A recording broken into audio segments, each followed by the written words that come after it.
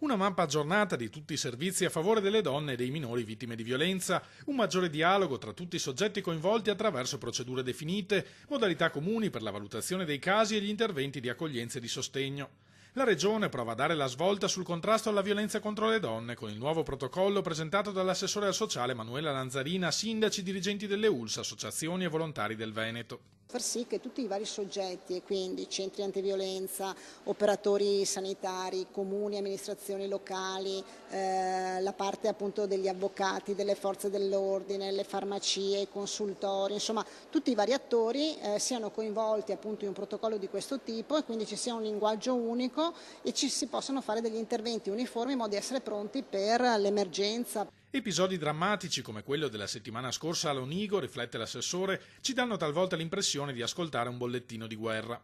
In Veneto, oltre a una specifica legge regionale per la prevenzione della violenza di genere, vi sono 43 centri antiviolenza, percorsi di presa in carico per i minori testimoni di violenza, inserimento lavorativo, assegnazione di alloggi pubblici e sostegno al reddito per le donne accolte nella rete di protezione. È inoltre attivo un servizio permanente di formazione capillare per gli operatori dei 47 pronto soccorso del Veneto.